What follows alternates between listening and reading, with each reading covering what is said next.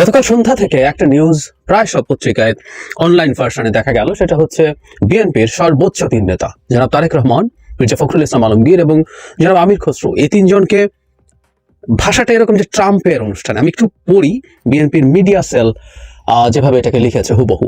এটা আমি বেশ রাতে যখন ভিডিও রেকর্ড করছি তখনও ছিল। ইনফ্যাক্ট সেটা থাকা উচিত হয়নি। কেন উচিত হয়নি এবং বিএনপি আসলে ঠিক কি অর্জন করতে চাইছে তাদের এগুলো রিভ্যালুয়েট করতে হবে। ট্রাম্পের ন্যাশনাল প্রেয়ার ব্রেকফাস্টে তারেক রহমান সহ বিএনপির তিন নেতাকে আমন্ত্রণ। যুক্তরাষ্ট্রের ওয়াশিংটন ডিসিতে অনুষ্ঠিত হতে যাওয়া ন্যাশনাল প্রেয়ার ব্রেকফাস্ট অনুষ্ঠানে অংশগ্রহণের জন্য বিএনপির ভারপ্রাপ্ত চেয়ারম্যান তারেক রহমান, মহাসচিব মির্জা ফখরুল ইসলাম আলমগীর ও স্থায়ী কমিটির সদস্য আমির খসরু মাহমুদ চৌধুরীকে আমন্ত্রণ জানানো হয়েছে। আগামী 5-6 ফেব্রুয়ারি 2025 এটি অনুষ্ঠিত হবে। এরপর জনাব কে জানিয়েছেন ইত্যাদি ইত্যাদি। মার্কিন কংগ্রেসের নেতৃত্বে জাতীয় প্রার্থনা প্রাতরাশ অনুষ্ঠিত হয়। এই তথ্যটাও সঠিক না, আমি আসবো ওই জায়গায়। আসলে কি ঘটেছিল বা বিষয়টা আসলে কি, এবং আমরা যদি পড়ি তাহলে এটাকে ট্রাম্পের একটা অনুষ্ঠান মনে হয়। আমরা নিশ্চয়ই বুঝতে পারছি ফেব্রুয়ারি মাসে যখন এই অনুষ্ঠানটা হবে, ট্রাম্প তখন মার্কিন প্রেসিডেন্ট এখানে যান। ইনফ্যাক্ট উইকিপিডিয়াতে যথেষ্ট বেশি তথ্য আছে। এই অনুষ্ঠানটা হয় হলে ফেব্রুয়ারি প্রথম বৃহস্পতিবার। ইনফ্যাক্ট প্রথম বৃহস্পতিবারে যে ব্রেকফাস্ট, সেখানেই মূল অনুষ্ঠানটা হয়। দুজন বক্তা থাকেন, উইকিপিডিয়াতেই দেখলাম। মার্কিন প্রেসিডেন্ট থাকেন যিনি দায়িত্বে থাকেন, এবং এছাড়া আরেকজন বক্তা সাধারণত থাকেন, এবং সেটা আগে বলা হয় না, ওটা ওদিনই হঠাৎ একটা সারপ্রাইজের মতো থাকে। এটার উদ্দেশ্য সম্পর্কে বলতে গেলে এবং অনেক রকম তথ্যই পাওয়া যায়। 1953 সালে শুরু হয়েছে। গ্রসলি 3,500-এর মতো মানুষ, 100 বেশি দেশ থেকে বিভিন্ন শ্রেণী পেশার মানুষ এখানে আসেন। এটা 23 সাল পর্যন্ত কংগ্রেসের মেম্বাররা এটা করতেন। 23 সাল পর্যন্ত বিএনপি তার পেজে যেটা লিখেছে। না, এর পরবর্তীতে ইনফ্যাক্ট এটা পাল্টে গেছে। এখানে ফেলোশিপ ফাউন্ডেশন নামে একটা ফাউন্ডেশন আসলে এটা করে। এরপর 23 সাল থেকে run by new organisation national prayer breakfast foundation. আচ্ছা, এটা কি করার জন্য? এখানে বিভিন্ন রকম পলিটিক্যাল, সোশ্যাল এবং বিজনেস এলিটদেরকে এখানে একত্র হতে বলা হয়, টু প্রে টুগেদার। আসলে এখানে মোটামুটি মত প্রকাশ, পরস্পরের সাথে যোগাযোগ, ইন্টারাকশন এগুলো হয়। আমি এটা নিয়ে ইউটিউবে সার্চ করতে গিয়ে দেখলাম যে 2020 সালে ডোনাল্ড ট্রাম্প যখন প্রেসিডেন্ট ছিলেন, তখন তিনি এখানে বক্তৃতা করেছেন। বাইডেনেরও স্পিচ পাওয়া যায়। সো আমার কৌতূহল হলো, তাই আমি ট্রাম্প কি বলেন না বলেন দেখার চেষ্টা করলাম। আপনারা ভিডিওটা দেখে নিতে পারেন। সেখানে তিনি স্বভাবজাতভাবেই প্রতিপক্ষকে খোঁচা এবং নিজের নানা রকম অর্জন, কিছু উইট, কিছু ফান্ড, কিন্তু যেহেতু এটা প্রেয়ার ব্রেকফাস্টের সাথে প্রেয়ারের সূত্র আছে, তিনি এখানে ধর্মের কথা, ক্রিশ্চিয়ানিটির কথা, ক্রিশ্চিয়ানিটির প্রতি বিশ্বাসের কথা, গ্লোবালি ক্রিশ্চিয়ানিটিকে আক্রমণ করা হচ্ছে, অ্যান্টিসেমিটিজম গ্রো করছে, এই ধরনের আলাপ উনি ওনার বক্তৃতায় করছেন। আসলে আমি যেটা বুঝতে পারি যে বিভিন্ন সেক্টরের এলিটকে এখানে নিয়ে আসা হয়।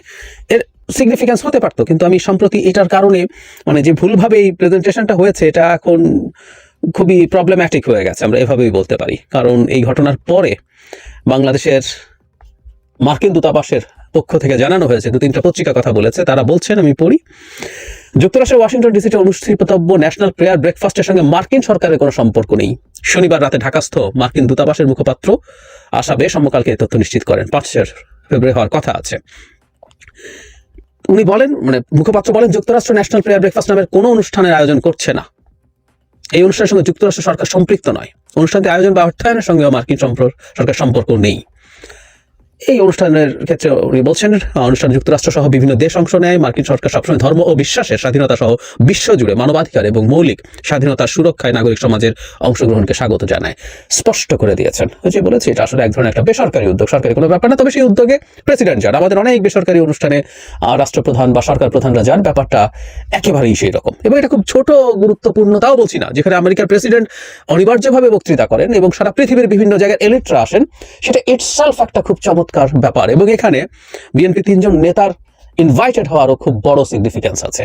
কিন্তু এগুলো ছাপিয়ে বিএনপির পক্ষ থেকে, তাদের মিডিয়া সেলের পক্ষ থেকে যেটা করা হলো, এটা একেবারেই ঠিক হলো না। এবং যখন বাংলাদেশের মার্কিন দূতাবাস এটা নিয়ে এই ধরনের স্টেটমেন্ট না হলেও এক ধরনের তথ্য দিয়েছে কিছু কিছু পত্রিকাকে, তারপরও তারা এই জিনিসটা তাদের পেজে রেখেছেন। ইনফ্যাক্ট উচিত ছিল এটার একটা তাদের এক ধরনের স্বীকৃতি দেওয়া, যে তাদের এটা অসতর্কতা বস্তু বা যেভাবেই হোক তাদের ভুল হয়েছে, এবং কিন্তু ইন্টারপ্রিটেশন অনেক ভয়ঙ্কর কিছু হতে পারে।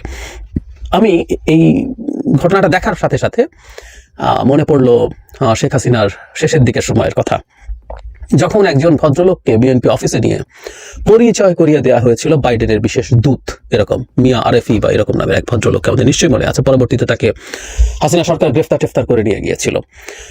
তখনই আমাদের মনে হয়েছিল এটা করে কি অর্জন আসলে করতে চেয়েছিল, কি অর্জন করা গেল। আমি বলছি এটা একেবারে কেন্দ্রীয়ভাবে পার্টি প্ল্যান করে এটা করেছে, কিন্তু some people involve with the party তারা তো এইরকম দাবি করিয়েছেন। কারণ আপনি এমন একটা দাবি করছেন যেটা আসলে খুব অল্প সময়ের মধ্যে ক্লিয়ার হবে, ধরা পড়বে এবং ভেরিফাইড হয়ে দেখা যাবে এটা ভুল। এটা দিনের শেষে আসলে পার্টির ইমেজকে ক্ষতিগ্রস্ত করে, চরমভাবে ক্ষতিগ্রস্ত করে। মিস ইনফরমেশন হলেও ক্ষতিগ্রস্ত করে, আর ডিসইনফরমেশন হলে এটা তো ভয়ঙ্কর ব্যাপার, খুবই ভয়ঙ্কর ব্যাপার। এই যে এই প্রোগ্রামটাতে ইনভাইট করার কথা বলা হলো, এটা যদি অসতর্কতা বশত, যেহেতু প্রেসিডেন্ট ওখানে বক্তৃতা করে, সেটা মিস ইনফরমেশনটা বিএনপির মতো একটা দল, এমনকি কংগ্রেস এটা করছে বলে যে বলা হচ্ছে, এটা 23 সালের পর থেকে না, এটুকু তথ্য উইকিপিডিয়াতে পাওয়া যায়। এটাও বিএনপির অসতর্কতা এবং এক ধরনের ইনকেপেবিলিটির প্রমাণ। আর যদি জেনে শুনে এটা করা হয়, কারণ তাদের বক্তব্যের ঢঙে মনে হয় ট্রাম্প এটার আয়োজন করছেন এবং সেই আয়োজনে এই 3 জন ইনভাইটেড হয়েছেন, এটা যদি পরিকল্পনা করে করা হয় তাহলে এটা একটা ডিসইনফরমেশন, এবং এই ডিসইনফরমেশন করা বিএনপির জায়গা থেকে খুব বড় ভুল হয়েছে। আমি আশা করি ভবিষ্যতে এই তথ্য প্রবাহের যুগে তারা এই ব্যাপারগুলো স্পষ্ট রাখা দরকার। এবার আসি আসলে যে বললাম যে এই 3 জন যে আমেরিকাতে ইনভাইটেড হয়েছে, এটা ইটসেলফই আসলে একটা খুব বড় গুরুত্বের ব্যাপার। যখন এই ধরনের প্রোগ্রাম আয়োজন করা হয়, এগুলোর সাথে সরকারের বিভিন্ন পর্যায়ের মানুষের যোগাযোগ থাকে, কারা ইনভাইটেড হবেন হবেন না, তাদের একটা হিসেব নিকেশ থাকে। যেমন এই 3 জন মানুষই তো গত বছর হননি, তার আগের বছর হননি, তার আগের বছর হননি, 20 সালে হননি যখন ট্রাম্প ছিলেন, এবার হয়েছে। তার মানেটা হচ্ছে এই, আমেরিকার এটা অত্যন্ত পাওয়ারফুল একটা জায়গা, ওখানে এলিট কথাটা ওখানে লেখা আছে, সোশ্যাল বিজনেস পলিটিক্যাল এলিটদেরকে ডাকা হয়। সেই এলিটে বিএনপির 3 জন মানুষকে যখন ডাকতে হয়, তাতে বোঝা যায় যে এটা এই 3 জন মানুষের পার্টির প্রতি একটা স্পষ্ট স্বীকৃতি। ইটসেলফ এটা অনেক বড় ব্যাপার। এর সাথে সরকারের এক ধরনের, মানে কারা আসবে, কাদেরকে ডাকা হবে, সরকারের সাথে কোনো ধরনের কোলাবোরেশন থাকতে পারে, না হলেও ওই বড় প্রতিষ্ঠানটা যে ডেকেছে, যেটাতে প্রতি বছর নিয়ম করে মার্কিন প্রেসিডেন্ট বক্তৃতা করে, এটা একটা বিরাট ব্যাপার। এবং অন টপ অফ দ্যাট, যেন তারেক রহমান সম্পর্কে এক ধরনের কানাঘুষা আমি অনেক সময় লোকজনকে করতে দেখেছি, বিশেষ করে আওয়ামী লীগের লোকজন তো প্রকাশ্যেই বলতো যে তিনি আমেরিকাতে তার ভিসার বার দেয়া আছে, তাই তিনি আমেরিকা কখনো যেতে পারবেন না, এসব কথাবার্তা। এই দাওয়াত তো প্রমাণ করে যে তার এই ধরনের কোনো বারের কথাটা আসলেই নিরেট মিথ্যাচার, সেরকম ভাবার যথেষ্টের বেশি কারণ আছে। আমেরিকার দাওয়াত পাওয়াকে কেউ কেউ বলবেন যে এটা এত খুশি হওয়ার কি আছে, আবার এটাকে এত দেখানোর কি আছে। আমি সবসময় একটা কথা বলার চেষ্টা করেছি, আমরা যে ধরনের বিশ্ব ব্যবস্থায় বাস করি এবং বাংলাদেশ যে ধরনের জিওপলিটিক্সের মধ্যে তার রাজনীতি এবং তার ভবিষ্যৎ নির্ভর করে, সেখানে আমেরিকা খুব গুরুত্বপূর্ণ একটা স্টেক হোল্ডার, খেলোয়াড়, যদি সরাসরি কথ্য ভাষায় বলি। সুতরাং আমেরিকার সাথে ভবিষ্যতের বাংলাদেশের যে দলগুলো রাজনীতি করবে, তাদের ইন্টারাকশন কেমন, তাদের আন্ডারস্ট্যান্ডিং কেমন, এগুলো ম্যাটার করে। এবং বিশেষ করে এখনকার মতো সময়, যখন বাংলাদেশে একটা সেই অর্থে গণতান্ত্রিক সরকার নেই, ম্যান্ডেট আছে প্রচুর, ম্যান্ডেট মানে ইলেকট্রাল ম্যান্ডেট না, পপুলার ম্যান্ডেট আছে, এটা সত্য কথা। কিন্তু সত্যিকার অর্থে ডেমোক্রেটিক গভর্নমেন্ট বলতে আমরা যা বুঝি, নির্বাচনে জিতে আসা যে সরকার, সেটা বাংলাদেশে নেই। সো এই ধরনের একটা সময়ে বাংলাদেশের ভবিষ্যৎ রাজনীতির প্রেক্ষাপটটা কি, এটা নিয়ে নানা রকম স্পেকুলেশন আছে, নানা রকম মিথ্যা তথ্য, অপতথ্য ছড়িয়ে দেওয়ার চেষ্টা আছে। সেই প্রেক্ষাপটে আমেরিকার মতো একটা পাওয়ারফুল দেশের একটা গুরুত্বপূর্ণ কনফারেন্সে বিএনপি নেতাদের দাওয়াত পাওয়াটা নিশ্চয়ই সিগনিফিকেন্ট, এবং এটাতেও সমস্যার কিছু নেই, এটা প্রচার করা যেতেই পারে। কিন্তু আগের মতো আবারও বলছি, এমন কিছু বিএনপি করা উচিত না যেটা তাদের দল হিসেবে তাদের ইমেজ ক্ষতিগ্রস্ত করে, এবং এটা শুধু ইন্টারনাল না, এটা বাইরেও। আর একটা কথা মনে রাখতে হবে, কোনো কিছুকে যদি আসলে যতটুকু না তার থেকে বেশি করে দেখানো হয়, এটা যে কারো এক ধরনের ইনফেরিয়রিটি কমপ্লেক্সের ইন্ডিকেশন দেয়। সুতরাং বিএনপি কি আদৌ কোনো ইনফেরিয়রিটি কমপ্লেক্সে ভুগছে?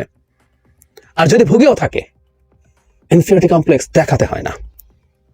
রাজনীতির মতো এত জটিল এবং কঠিন একটা মাঠে বসে ইনফেরিয়রিটি কমপ্লেক্স দেখানো প্রতিপক্ষকে, বা অনেকে শত্রু আছে, তাদের কাছে বার্তা দেয়। এই বার্তাগুলো কখনো কমফোর্টেবল রেজাল্ট বয়ে নিয়ে আসবে না তাদের জন্য। বিএনপিকে খুব সতর্ক হতে হবে ভবিষ্যতে এইসব বিষয়ে। আরেকটা ব্যাপার নিয়ে একটু কথা বলে রাখা দরকার, সেটা হলো বিএনপির যে প্রতিনিধি দল যাচ্ছে, তার সাথে কি ডোনাল্ড ট্রাম্পের কোনো বৈঠক হওয়ার সম্ভাবনা আছে? উত্তর হচ্ছে আছে, থাকতেও পারে। তার সাথে না হলেও আমেরিকার কোনো গুরুত্বপূর্ণ পর্যায়ের ব্যক্তিদের সাথে এই 3 জনের বৈঠক হতেই পারে।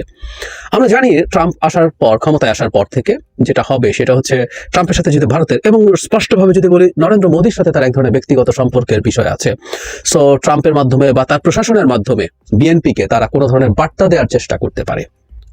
ট্রাম্প এই ক্ষেত্রে দুপক্ষের মধ্যে একটা মধ্যস্থতা, ট্রাম্প বা তার হয়ে অন্য কেউ, তার ডেলিগেট করা কেউ একজন, সেই চেষ্টা করতেই পারে। এটাও যদি হয়ে থাকে, স্টিল এটাও একটা বড় ব্যাপার। কারণ হচ্ছে বিএনপি বাংলাদেশের এই মুহূর্তে একটা সবচেয়ে বড় ফোর্স যেটা নির্বাচন হলে ক্ষমতায় আসবে এই পরিস্থিতি খুব ভালোভাবেই আছে, তাকেও এন্ডোর্স করছে। এটা দিয়ে আসলে সেই বার্তাটাই দেওয়া হয়। সো হতেই পারে, এবং আমি আগেও বলেছি সেটা হচ্ছে যদি সেটা নাও হয়, যে সংস্থা তাদেরকে ডেকেছে, ইট ইটসেলফ ইজ ভেরি সিগনিফিক্যান্ট।